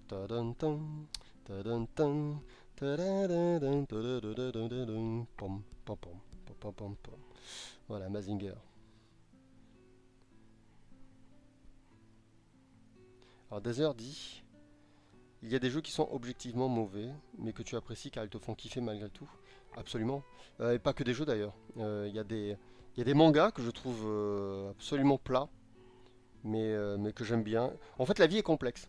Je pense que les gens sains d'esprit sont capables d'admettre qu'ils aiment des trucs pas bons. Je pense que c'est une preuve de bonne santé mentale. Et je pense que les gens qui disent du bien de ce qu'ils aiment, parce qu'ils aiment, ils disent que c'est bien, je pense que c'est un début de déviance. C'est un début de démence même. C'est-à-dire qu'en fait, c'est pas parce qu'on aime que c'est bien. Moi, j'aime Akira, et je considère que c'est le... Techniquement, je considère que c'est le manga le mieux fichu. J'ai jamais vu un manga mieux fichu que ça. Mais par contre, j'hésite à le recommander. Parce que c'est un manga daté. Aujourd'hui, les mangas sont devenus beaucoup plus commerciaux, plus fluides à lire. Et Akira fait office de manga dense et un peu brut. C'est-à-dire que c'est un peu comme lire un livre quand on lit Akira, même si c'est pas vrai. Hein. Mais du coup, j'hésite à le recommander. Donc j'ai beau aimer Akira, je peux pas le recommander. Je peux pas dire c'est le manga qui va vous plaire, etc. C'est pas vrai. Et de même, j'aime la série Urusei Yatsura, souvent j'en parle, elle a 200 épisodes. Mais en fait, il y a les 50 premiers. Bon, c'est pas une science exacte, hein, mais à peu près la cinquantaine, les 50 premiers, quoi, à peu près, sont pas terribles. Et les 50 derniers, pareil, hein, c'est une science inexacte, hein, ça peut commencer à partir du 52e, 53e. La cinquantaine, on va dire ça comme ça, des derniers épisodes sont pas bons non plus. Voilà. C'est-à-dire qu'en fait, il y a une centaine d'épisodes au centre de la série, vraiment bien. Et donc, j'adore Urusei Yatsura, mais je peux pas recommander la série parce que les gens ils vont tomber sur les mauvais épisodes et ils vont pas aimer. Donc, je pense que c'est compliqué. C'est compliqué d'aimer les choses et je pense qu'il est plus sain de comprendre que c'est pas parce qu'on aime une chose que c'est bien. Voilà. Moi, un jour, il y a un gars qui m'a dit j'adore One Piece. Il m'a dit, mais il se passe rien. Il m'a dit, mais j'aime ça. Il m'a dit, j'aime ça. Il se passe rien, mais j'aime ça. Et ben, je comprends ça. Pareil, un jour, un mec qui m'a dit, j'adore City Hunter. Je lui ai dit, ça te dérange pas parce que c'est toujours la même histoire. Il me dit, non. Il me dit, je trouve ça marrant de retrouver Rio. Voilà. Et j'ai aucun souci avec ça, et je comprends ça. Bah moi j'adore jouer à Diablo 4 et j'adore jouer à Destiny. Bah c'est des jeux, je les recommande absolument pas. Je considère que c'est pas des bons jeux. Voilà. Il y a Clems qui dit Urusei, je me suis mis en pause sur 40 épisodes sur 4 ans. Ça veut dire que tu as déjà vu 40 épisodes, mais les 40 premiers... Bon, il y a des trucs drôles quand même dans les 40 premiers, mais voilà, c'est pas les meilleurs épisodes. Moi je te dis, passe directement après le 50. 1 sur 10 qui nous dit j'ai arrêté la série aux 50 premiers, puis j'ai regardé les films. Mais non, mais les 50 premiers, pas, ils sont pas bons. Je vous l'ai dit, les 50 premiers sont à éviter. Vous avez fait. Je me suis mal exprimé. Il faut pas avoir les 50 premiers et il faut pas avoir les 50 derniers. Il faut commencer à peu près autour de l'épisode 100. Je dis autour parce que il peut y avoir 2-3 épisodes pas mal avant le centième.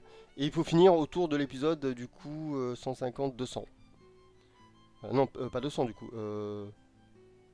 Attendez, j'ai l'impression de m'emmêler les pinceaux. 50. Oui, c'est ça, vous commencez au 50e. 100, 150. Vous terminez au 150. Donc autour du 150e. Il y a quelqu'un qui m'avait dit, ouais, il y a 2-3 épisodes après le 150e qui sont bien. Donc, on va dire, allez, peut-être 155. En gros, vous commencez à l'épisode 45. Vous finissez à l'épisode 155. Comme ça, vous aurez peut-être vu un ou deux mauvais épisodes, mais vous aurez vu l'entièreté des bons épisodes. Avatar Blanc nous dit... Attendez, il y a Zamalgo qui nous dit... D'ailleurs, j'ai commencé Akira grâce à toi, j'ai dévoré le tome 1 hier soir. Bah, j'espère que ça t'a plu. Parce que si tu es jeune, tu pourrais ne pas avoir aimé, mais pour moi, Akira, c'est une école pour moi. Akira, c'est le manga qui m'a fait comprendre que je ne savais pas dessiner. J'étais un très bon dessinateur. C'est-à-dire que j'étais ce genre de gamin qui, à l'école, avait les meilleures notes en dessin. J'étais ce genre de dessinateur dont les parents, lorsqu'ils invitaient les amis, leur montraient les dessins avec beaucoup de fierté que je faisais dans ma chambre. J'étais un très bon dessinateur. Et quand j'ai vu Akira, j'ai compris que, en fait, j'étais pas un bon dessinateur. Akira m'a fait comprendre que le dessin, ça allait bien au-delà de ce que je croyais. Et qu'en fait, j'étais rien du tout. Voilà. Donc merci Akira, parce que j'aurais pu perdre mon temps à dessiner alors que j'aimais écrire, parce que je faisais les deux, je dessinais et j'écrivais. Et finalement, grâce à Akira, je me suis focalisé sur l'écriture, et ça a été une bonne chose. Vu qu'aujourd'hui, plus personne ne sait écrire, finalement, je me sens un peu spécial, quoi. Je me sens particulier. Là, tout à l'heure, je regardais la vidéo d'un gars qui a écrit une phrase qui est pas terrible, et qui se faisait attaquer pour cette phrase, et il essaie de la justifier. Et c'est bête, il a pas compris un truc, c'est que le vrai problème de sa phrase, c'est il utilise un anachronisme. Ouais, mais il n'en a pas conscience. Parce que une phrase, c'est contextuel. Et on peut pas faire n'importe quoi quand on écrit une phrase. Et oui, vous le saurez bien, le 30 juin, je relancerai la nouvelle édition de mon bouquin. Vous savez que mon bouquin, tous les ans, grossit. Et il atteint 1200 phrases maintenant. Il va y avoir 20% de contenu en plus. Et donc j'ai eu le temps de potasser. Quand on écrit 1200 phrases, j'ai eu le temps de potasser le principe de l'écriture de ce qu'on appelle des aphorismes. Et je peux vous dire que voilà, il y a, on peut pas faire n'importe quoi quand on écrit. Voilà. Et même si on essaie de se justifier, ça marche pas comme ça. C'est la scénarisation, c'est une science. Euh, même une œuvre que tout le monde aime peut avoir un mauvais scénario, hein. C'est-à-dire que si le scénario, par exemple, vous pouvez compter quand vous avez assez de culture et que vous avez vu beaucoup de films, lu beaucoup de mangas, etc. Vous pouvez compter les bonnes idées dans une œuvre. C'est quoi une bonne idée? Bah, c'est une idée originale. C'est une idée qu'on ne retrouve pas ailleurs. C'est une idée pertinente qui fonctionne et que les autres soit on peut utiliser, soit ont oublié parce qu'elle était déjà ça arrive, hein. Il y a beaucoup de gens qui s'inspirent de vieux films par exemple. Et vous pouvez les compter, c'est-à-dire qu'on peut les quantifier. Et il y a des œuvres, le nombre d'idées dedans, elles sont limite à zéro quoi. Je dirais pas de nom, mais je pense à des mangas populaires où il n'y a pas d'idée quoi. C'est sympa, les personnages sont rigolos, mais il n'y a pas d'idée. Jamais. Il n'y a jamais d'idée. Jamais. C'est-à-dire que le mec, il a jamais l'audace d'avoir une idée. Peut-être pour pas prendre de risques, parce que peut-être qu'il en a pas, je sais pas. Alors, Chemki dit j'ai regardé Urusei Yatsura grâce à toi, très bon conseil. Bah, j'espère que t'as pas regardé les 50 premiers. Souvent je dis regardez le premier film, c'est un peu. Le premier film, c'est presque un chausse-pied en fait. Parce que le premier film, il est entre. Pourtant, il est réalisé par Oshii, hein. Mais il a le cul entre deux chaises, pour le dire vulgairement. C'est-à-dire que le premier film, il est un petit peu entre les 50 premiers épisodes et les 50 suivants. C'est-à-dire qu'il va vous permettre de comprendre le manga. Donc le premier film, il va vous faire permettre de comprendre l'ambiance du manga. Et petit à petit, il va un petit peu vous amener vers ce que Oshii veut faire. Mais à peine. Et le deuxième film, c'est Oshii 100%. Donc le premier film, il vous met le pied à l'étrier. Et le second film, c'est un cheval fougueux qui vous emporte à la vitesse d'une Ferrari à travers les bois. Accrochez-vous, le deuxième film, hein. Le deuxième film, pour moi, c'est lui qui a inspiré Matrix, Dark City. C'est la meilleure adaptation de Ubik.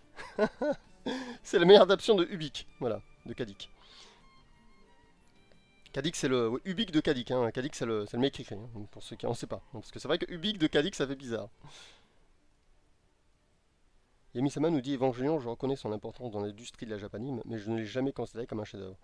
En fait, Evangelion est très très important, effectivement, mais je crois qu'il faut l'avoir vu à l'époque. Il y a des œuvres qu'il faut découvrir au moment où elles sortent. Je pense que Gonagai, par exemple, est un auteur qui. Enfin, le temps a fait beaucoup de tort à Gonagai. Il y a Tezuka aussi. C'est des auteurs qui sont primordiaux. C'est des auteurs qui ont bouleversé le manga, mais il n'y a pas que, hein. Otomo aussi, avec Akira. C'est des auteurs qui ont bouleversé le monde du manga. Le manga de Dragon Ball un petit peu aussi. Ouais.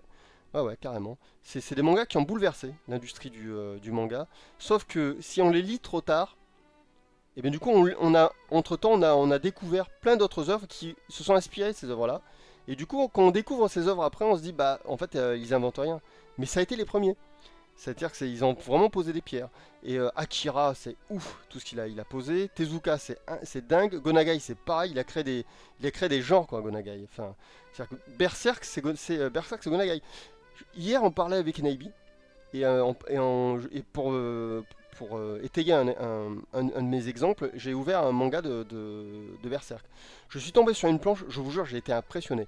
Il y a une planche, c'est un hommage à Gonagai, il est grand comme une maison. C'est une planche entière avec un personnage qui a un sourire déformé. Honnêtement, c'est limite un dessin de Gonagai, ce que j'ai vu. Voilà, donc Miura a été traumatisé par Gonagai, c'est évident. Et quand je vous disais que dans Berserk, pour ceux qui me suivent sur Patreon, je vous ai fait la dernière émission, enfin mon dernier podcast parle de Gonagai. Pendant 4 heures, plus de 4 heures même, on parle de Gonagai. Et je vous expliquais que Gonagai, il a utilisé, et ça a été le premier japonais à utiliser l'enfer chrétien. C'est-à-dire qu'il a utilisé l'enfer chrétien comme une scène de théâtre, on va dire ça comme ça, comme une scène, comme une ambiance. Et c'est devenu un genre, donc donc ça s'appelait, je crois que c'est Mao Dante, si je dis pas de bêtises. Et ça se retrouve dans d'autres mangas ensuite. Voilà, entre autres Berserk. Berserk a une vision, on va dire, apocalyptique les mondes de Berserk, les mondes infernaux de Berserk. Vous voyez, Inferno, c'est une image de l'enfer chrétien. Et d'ailleurs, dans Berserk, il y a beaucoup de chrétienté. C'est pas la chrétienté, mais il y a beaucoup d'écho à la chrétienté avec la torture. Hein. Rappelez-vous, après l'arc, après le Golden Age, il y a un arc qui est assez intéressant. Ah, il y a une déconnexion. Logique. Il faudrait que je vous parle en cliquotant sur les boutons de mon contrôleur. Oui, après le Golden Age, vous avez un arc où il y a carrément tout un, tout un pan de l'histoire qui parle des espèces de prêtres complètement fous voilà, qui torturent les gens. Et ça, c'est tout à fait chrétien, enfin, c'est un écho à la chrétienté. Et ça vient de Gonagai. Voilà.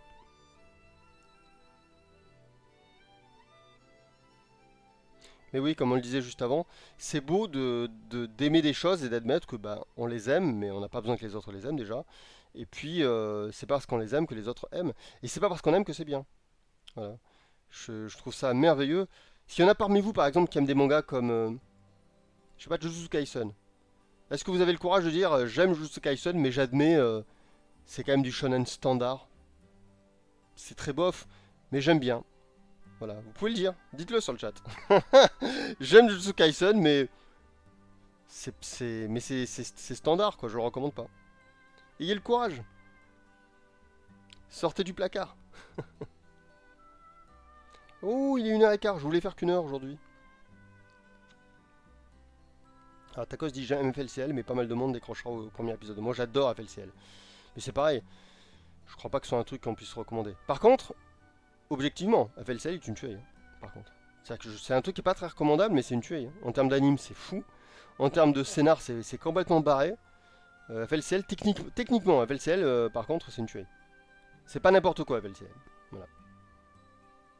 C'est très audacieux. Voilà, Clems, il dit moi j'hésite pas. Il dit j'attends la saison 2 de Jujutsu Kaisen même si ce manga est complètement pété. Voilà. Merci Clems. Voilà, lui ça fait plaisir. Voilà, allez-y, lâchez-vous, faites comme lui. Ouais, ça a été le premier. Suivez, vous savez, quand personne ne veut danser, dès qu'il y a un mec qui se met à danser tout seul, tout le monde le suit sur la piste. Allez-y, lâchez-vous, dites ce que vous pensez de Jujutsu Kaisen. Personne ne va vous attaquer, allez-y. Vous pouvez dire la vérité. On n'est pas sur Twitter. Vous pouvez dire ce que vous pensez ici. Arias me demande Hello, tu as finalement craqué pour Diablo du coup? Tu recommandes? Alors en fait, j'ai pas, enfin c'est pas que j'ai craqué, c'est que j'attendais qu'il baisse. J'ai trouvé un moyen de l'avoir un peu moins cher. Voilà. Mais en fait, j'ai pas vraiment craqué. Je savais que je le prendrais. Ça fait longtemps que je vous disais que je le voulais. Et non, je le recommande pas. Je m'éclate dessus. Pas à jouer, hein. C'est-à-dire qu'avancer en tuant des ennemis en laissant appuyant des boutons, c'est pas amusant du tout. Mais vous me connaissez, moi j'aime bien faire des builds, j'aime bien chercher des synergies. Et je m'éclate à ça en fait, voilà. Je m'amuse avec mon build à trouver des idées pour faire des trucs qui fonctionnent. Voilà. Kenil dit j'aime jouer à DZ mais c'est un jeu de merde. Bravo, voilà, bravo Kenil. Allez, il y en a deux qui se sont lâchés. Allez-y les gars. Il y a Goisan qui rigole. Mais vas-y Goisan, lâche-toi. Tacos il dit Jujutsu Kaisen, il est noté 8,5 sur 10 sur My Enemy List parce qu'on sait que les mecs qui tiennent le site ont triché. Mais en vérité, c'est une grosse bouse. Putain, bon, t'es dur, Tacos. Tacos, il est hyper dur avec Jujutsu Kaisen. Calme-toi quand même, Tacos. J'ai dit lâchez-vous, mais les gars, quand même, voilà, il y a un auteur qui travaille derrière, quand même, c'est un mangaka, voilà. C'est dur hein, ce qu'il fait. Vous pourriez, voilà, on serait très peu à pouvoir le faire. Donc quand même, respectez un petit peu. Alors il y a 1 sur 10 qui dit je garde un bon souvenir de Naruto, mais j'étais sans doute très jeune pour avoir un esprit critique. En fait, je le recommande pas du tout. Bravo 1 sur 10. Voilà. Allez-y, je lis tous ceux qui lâcheront une critique honnête, voilà, qui oseront dire la vérité. On n'est pas sur Twitter. Je lirai votre tweet. Il y a TKO740 qui dit je me suis forcé à finir Jujutsu Kaisen. C'est tellement ennuyeux. Voilà, bravo. Bravo TKO. Et TKO, les gars, suivez-le, faites comme lui, il a raison. Il y a Paisible qui dit Orion c'est une tuerie, et encore j'ai pas compris. Et encore j'ai pas tout compris, donc ça doit être encore mieux. Bravo, voilà. Bravo paisible. C'est cool. Allez-y, je lis vos messages.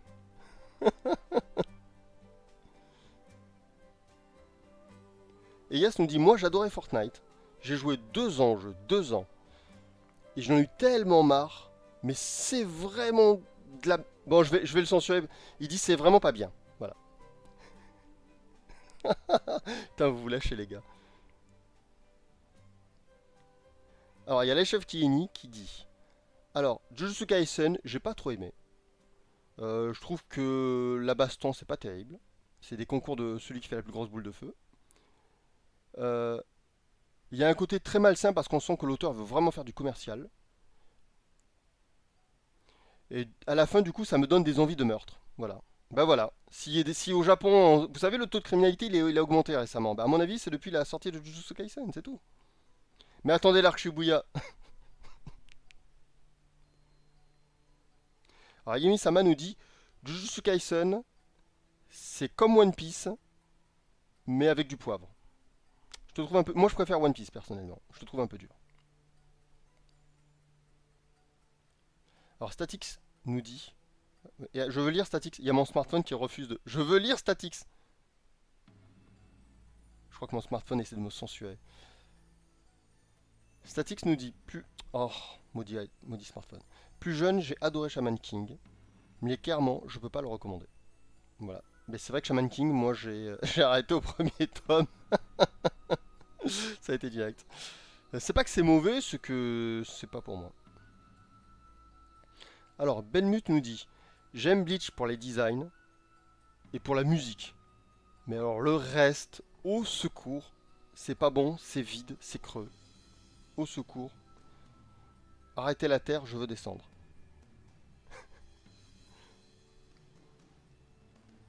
Tacos dit, j'étais fan de Bleach, mais j'ai une excuse. Bah, c'était mon premier animé. J'avais pas d'éléments de comparaison. Depuis, j'ai vu Hunter x Hunter et j'ai redécoré mes toilettes avec mes mangas de Bleach. Oh, Tacos, mais calme-toi. Putain, mais ça tire à balles réelles. Ça tire à balles réelles sur le chat. Il y a Clems qui dit, je suis plié de rire quand je lis One Piece. Je me dis, c'est pas possible, c'est mon petit frère qui dessine. Clems, tu es dur. Parce qu'Oda, en vérité, Oda, il dessine bien. C'est juste que sur One Piece, il a pas le temps. Parce qu'il travaille pour le Jump. Avatar Blanc dit, avant, j'étais constipé. Depuis, j'ai vu Dragon Ball GT. C'est drôle, mais vous êtes d'une violence. Mais j'arrive pas à le croire. Et je savais pas que vous étiez si violent. Et mais je suis un enfant de cœur, moi, à côté, en fait. Un jour, on fera un live comme ça où je vous dirai, parlez-moi des youtubeurs. Ça va être merveilleux. Ne le faites pas, hein. Voilà. Gardez-le pour plus tard. Il y a Yas qui dit, ce qui me plaît avec toi, c'est qu'au moins tu lis vraiment ce qu'on raconte. Voilà. Bah, voilà. Merci Yas. Oui, moi je respecte le viewer. C'est tout. Voilà. Inchamki nous dit, moi j'ai bien aimé le tournoi du pouvoir de Dragon Ball. Non, c'est pas le tournoi du pouvoir, c'était le, c'est un nom japonais là, je sais plus quoi, le tournoi machin. Par contre, j'ai pas du tout aimé celui de Dragon Ball Super. Ah bah voilà. Encore un morceau de sincérité. Merci, merci Chamki. Alors il y a Go-san qui dit, je joue à Hearthstone, mais c'est parce que j'ai trop craqué mon porte-monnaie dessus que je continue de me forcer à jouer. Aïe, aïe aïe aïe, la drogue, l'addiction. Les gars, rendez-vous service, désinstallez League of Legends, désinstallez Hearthstone, voilà, tout ça, poubelle. Même Diablo, hein, vous pouvez y aller. En tout cas, ne payez jamais plus pour Diablo. Et ne jouez pas plus de... Voilà, limitez-vous, finissez la campagne et arrêtez de jouer. Yamisama dit, Jujutsu Kaisen c'est horrible. Ok, c'est pas gentil, hein. Alors, Yasan Tovian qui dit, je comprendrai jamais la popularité de Kimetsu no Yaiba. C'est complètement vide. Voilà. Les propos n'engagent que lui, hein. C'est lui qui le dit, hein. Voilà. Après, moi j'ai rien à ajouter, quoi. Alors TKO 740 dit, One Piece c'est le manga de mon adolescence. Donc je suis obligé d'avoir un attachement sentimental. Même si c'est pas ouf. Et je sais que à l'avenir je serai déçu. par la suite. Voilà, TKO 740. Qui nous a fait un bon résumé de One Piece. Ça n'engage que lui, hein, attention. C'est pas moi qui le dis. Hein. Moi j'aime beaucoup. J'aime beaucoup One Piece. Moi j'adore One Piece. Surtout. Je commence à partir en vrille là. Ouais, j'aime beaucoup One. En fait, ce que je le préfère de One Piece, c'est One en fait. Voilà, j'aime beaucoup One. Même s'il dessine pas très bien, je trouve que les adaptations de One, elles sont bien. Moi, Psycho 100, c'est trop bon. Donc, ne dis pas trop de mal de One Piece. Alors.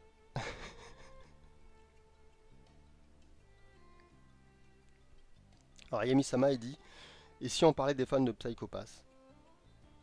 Mais déjà, il faudrait parler de la série en fait. Moi, les fans, je les excuse parce que la série, c'est-à-dire que graphiquement, elle est belle quoi. Donc tout le monde se fait avoir. Mais je pense que le problème, c'est la série quoi. La série, c'est les mecs qui se sont dit, ils se sont réunis, tous les Japonais qui ont fait Psycho Pass, c'était un studio, hein, ils se sont réunis comme ça, et ils ont dit bon, on est prêt. Attention, à partir d'aujourd'hui, on va commencer à travailler sur une nouvelle série qui s'appelle Psycho Pass. Tout le monde est là, tout le monde est prêt. Les gars qui fait le board, le mec qui fait les animations, le mec qui fait les clés d'animation, tout le monde est prêt, c'est bon, allez, on y va. Ils ont commencé, ils disent là c'est bon, on ferme la porte parce qu'il faut finir, on a un mois pour faire les premiers épisodes. Ils ont fermé la porte, double clé, ils ont jeté la clé dans les toilettes, ils ont tiré la chasse, ouais c'est une clé en carton. Et ils se sont dit c'est bon, on est enfermé. Et puis un mec a fait attendez les gars, on a oublié les scénaristes. Oh non. Psycho Pass. C'est pas grave, regardez, il y a un bouquin de philo. J'ai jamais lu de philo, mais on va prendre des phrases au hasard et puis on les jettera comme ça au hasard et ça donnera l'impression que c'est profond. Ok. Bon, il est 1h24 et j'étais censé arrêter rapidement. Je regarde combien vous êtes. Bon, vous êtes. Je dis pas de chiffre, vous êtes. Allez, on va jusqu'à la demi. Au moins jusqu'à la demi.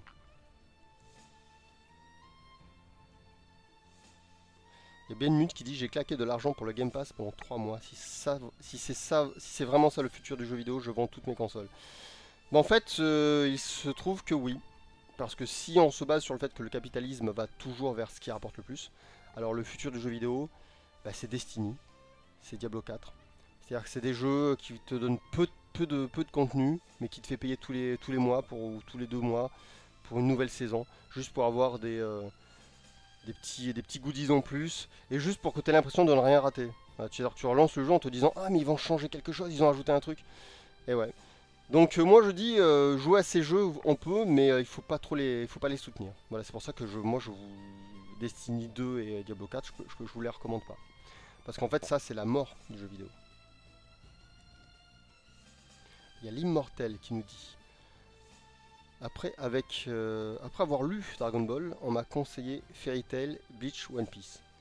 Si j'étais pas rapidement tombé sur Hunter x Hunter puis Death Note, j'aurais arrêté les mangas, je pense. C'est clair que ouais. Je comprends ça parce que moi je lisais beaucoup de mangas il y a des années, puis quand on est entré dans la période que j'appellerais Bleach, Fairy Tail, etc., j'ai arrêté d'en lire. En fait, et aujourd'hui j'ai un peu perdu l'habitude de lire des mangas, je regarde plus d'animés. Et c'est la faute à Bleach Fairy Tail qui m'ont complètement. Je me suis dit, ah, c'est ça le manga d'aujourd'hui. Un petit peu comme juste avant, on disait Diablo 4, Destiny 2, quoi, qui sont devenus les jeux d'aujourd'hui. Et du coup, je pense qu'il y a plein de il y a plein de gens qui vont arrêter de jouer aux jeux vidéo parce que bah, c'est juste des produits étudiés pour le grand public, en fait, tout simplement. 1 sur 10 dit je regrette de ne pas avoir vendu ma Xbox 360 quand la PS3 est devenue abordable. Bah ouais, parce que t'as continué à payer l'abonnement alors qu'en fait t'avais les mêmes jeux sans abonnement sur PS3. C'est bête hein avec le recul. Surtout que t'avais les mêmes jeux quoi. Les histoires de serveurs etc. C'était une vraie arnaque hein. C'était les mêmes serveurs hein. C'était la même chose.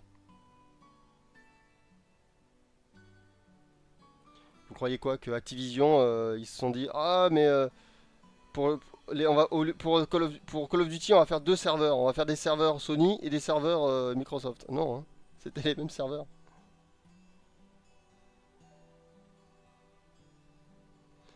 Naibi dit un truc intéressant, elle dit Psycho Pass, je suis deg, c'est un designer que j'adore dessus. C'est le gars qui a fait Berserk, Honda ou NDA. Effectivement, Honda, pour moi, c'est un des meilleurs character designers. Et voilà pourquoi je vous disais tout à l'heure, Psycho Pass, il achète vos yeux. Psycho Pass, quand vous le regardez, il achète vos yeux. Et il y a le cerveau qui derrière qui fait ouais mais c'est vraiment pas bon tout ça. Tu sais les yeux se retournent et ils regardent le cerveau et ils disent mais c'est génial, t'es fou, tu comprends rien, c'est génial, c'est génial. C'est les yeux ils ont pas de cerveau hein, donc ils font non c'est génial, tu comprends rien du tout. Et hop ils se retournent et ils regardent à nouveau Psychopass. Et le cerveau il est là, il est largué le cerveau, il fait mais y a rien. Et en fait on est dans cette époque là. On a aujourd'hui même les films au cinéma, les Marvel etc. Ben, on va pas se cacher. C'est des films qui parlent à vos yeux et pas à votre cerveau. Ils achètent vos yeux. Et du coup, quand le cerveau il dit mais c'est pas un peu nul ce que je suis en train de regarder, il y a les yeux qui se retournent et qui regardent le cerveau qui disent ah ta gueule hein, je veux pas savoir, laisse-moi tranquille. Voilà, ils flattent vos yeux en fait. Vous avez un plaisir des yeux quand vous regardez les films d'aujourd'hui, mais en fait le cerveau il dort. Le cerveau il dit vous me réveillez quand le film est fini. Oui, on arrive à la fin du live, effectivement.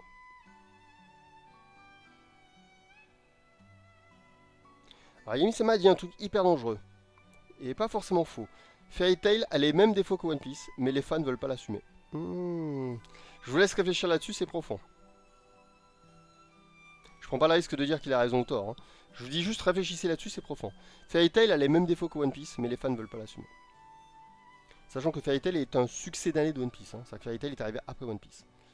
Faut le savoir quand même. Hein. Oda a au moins le mérite d'être pionnier, même si on est d'accord, hein, le mérite d'être pionnier ça ne veut rien dire. Hein, parce que des gens premiers nuls, il y en a plein.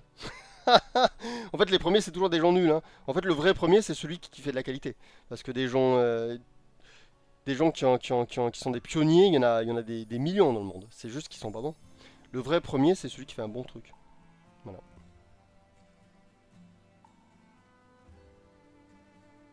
Il y a Tacos qui dit les serveurs PS3 qui ont tous fermé il y a 3 mois, si je dis pas de bêtises. Mais je crois qu'il n'y a pas que les serveurs PS3. Je crois qu'Activision a bouclé tous ses serveurs. Hein. Il me semble qu'il y a, il y a des, je crois qu'il y a des Call of Duty auxquels on peut plus jouer, hein, quasiment. Si j'ai bien suivi l'histoire, mais je la connais pas en détail. Hein. Si vous avez des news là-dessus, allez-y. Mais je crois qu'Activision a carrément fermé les serveurs de certains des Call of Duty. Tout ça pourquoi bah pour obliger les joueurs qui dorment sur les vieux Call of Duty à jouer au nouveau, parce que je pense que le dernier Call of Duty ne s'est pas vendu assez. C'est normal, il est pas intéressant. Je crois que c'est le premier Call of Duty que j'ai pas pris. J'ai fait tous les Call of Duty quasiment. Effectivement, ils sont pas tous bons. Mais le dernier là, il m'a pas du tout attiré. Voilà.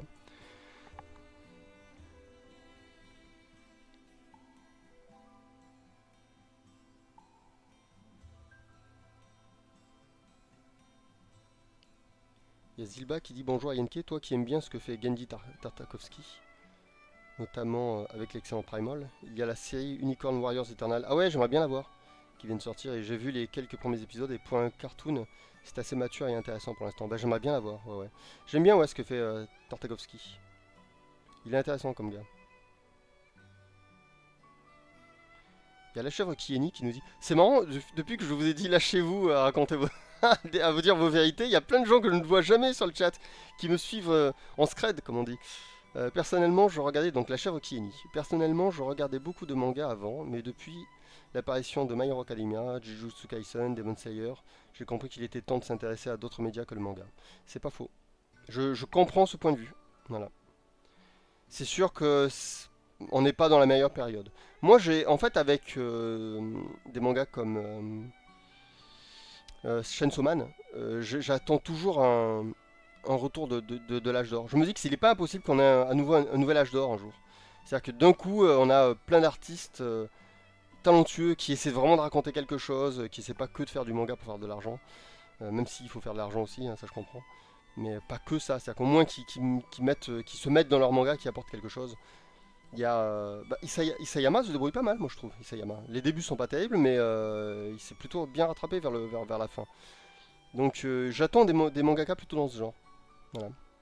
Je me dis que c'est pas impossible. Peut-être que je suis trop optimiste, mais je me dis qu'on pourrait avoir un jour un nouvel âge d'or du manga avec plein de nouveaux auteurs qui tuent tout. Enfin, qui tuent tout, mais pas que graphiquement, voilà. Qui ont des idées et de l'audace. Et Misama dit sans Hunter x Hunter, Kishimoto n'aurait pas pu écrire le début de Naruto, et pas que le début d'ailleurs. Voilà. Et sans Yu Hakusho, Tite Kubo n'aurait pas pu écrire Bleach. Voilà. Comme quoi, encore une fois, Togashi. Tout à l'heure, j'ai cité Tezuka, j'ai cité Katsuhiro Otomo, Gonagai, et j'ai dit Dragon Ball aussi. Donc Toriyama avait un peu bouleversé comme ça le monde du manga. Mais je pense que Togashi aussi, à sa façon, il a fait des choses que les autres auteurs n'osaient pas faire. Et du coup, il les a inspirés, mais malgré tout, il a que des enfants bâtards, hein. Il n'y en a pas un seul qui a réussi à, ne serait-ce qu'à approcher ce qu'a essayé de faire Togashi. C'est-à-dire que les mecs adorent Togashi, mais ils comprennent pas.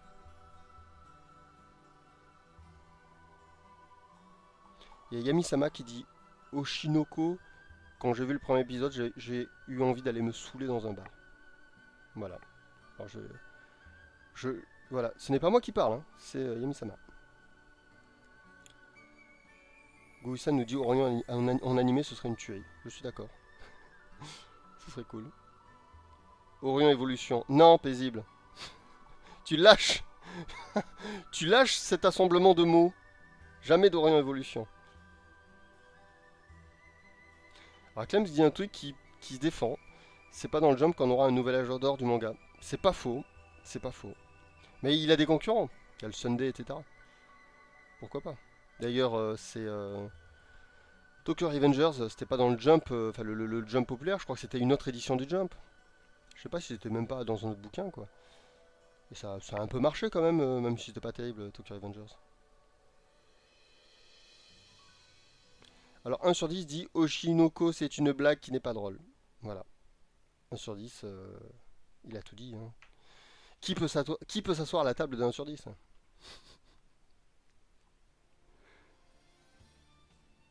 Clem dit lâche le clavier paisible. Il y a Santovian qui dit pourtant tu sens que Togashi ne lit pas que du manga. Ah, c'est évident. Togashi c'est un boulimique. Un boulimique de fiction. Il lit plein de mangas mais pas que. Il lit plein de trucs. Ouais. Puis quand il parle d'écriture, c'est un mec qui a compris. Je peux vous dire un truc, c'est que en général quand les gens parlent d'écriture, même quand les gens parlent de leur propre scénario, ils racontent n'importe quoi. C'est-à-dire qu'ils n'arrivent même pas à comprendre vraiment ce qu'ils ont voulu faire. Et même quand ils veulent faire un truc, ils se sont ratés. Togashi, il est carré. Il me fait penser un peu à Alan Moore, mais c'est pas du tout pareil, hein. Mais Togashi, c'est quelqu'un qui sait vraiment poser les bonnes questions. C'est un penseur. Togashi est un penseur scénaristique. Voilà. Et ils sont rares, ils sont très rares. Alan Moore aussi, évidemment. Bon, on est à 35. Je vois bien que vous posez des questions pour me garder. Je regarde si vous êtes nombreux. Ah non, je suis sorti du chat. Je me suis mal débrouillé.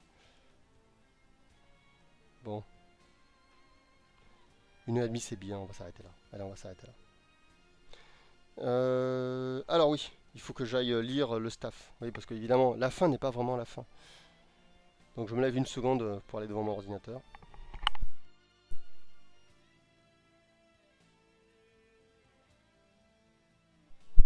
Pour boire une gorgée d'eau grenadinée.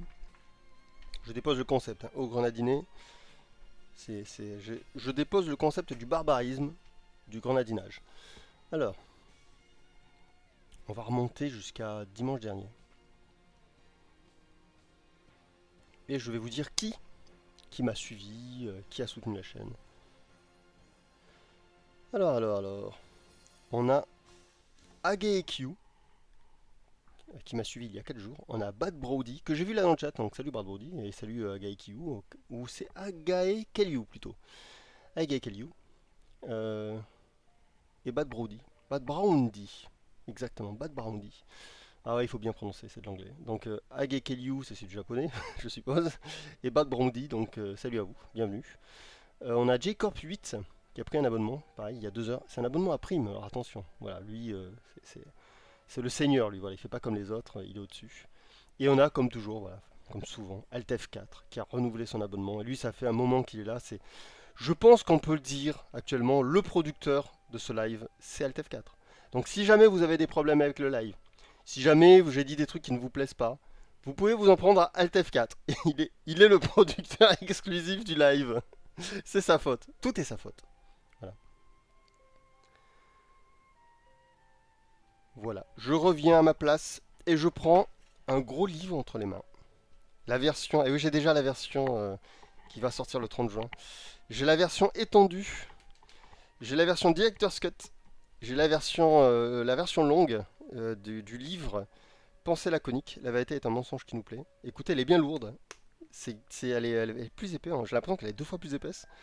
Voilà. Et là, je vous dis ça, elle a plus de 324, elle a 324 pages, exactement.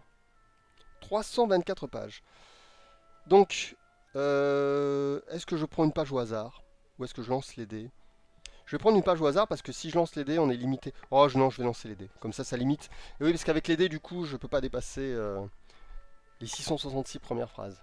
Voilà, ce qui fait que de toute façon, vous ne connaîtrez jamais. Ouais, en plus 666.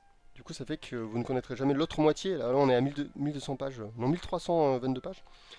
Donc du coup, il y a plus de la moitié du bouquin que je ne peux pas atteindre. Ce qui fait que du coup, je ne spoil pas le livre. Alors attendez, par contre, je ne retrouve pas mes dés, ce qui m'étonne. Ah, ils sont là. Donc, ouais, je suis en train de marcher en fait dans ma pièce. Il faudrait que je fasse ça un jour. Je fais un live où je ne fais que marcher. C'est-à-dire que je tourne en rond là dans ma pièce en parlant. Ça pourrait être drôle. Le Walking Podcast.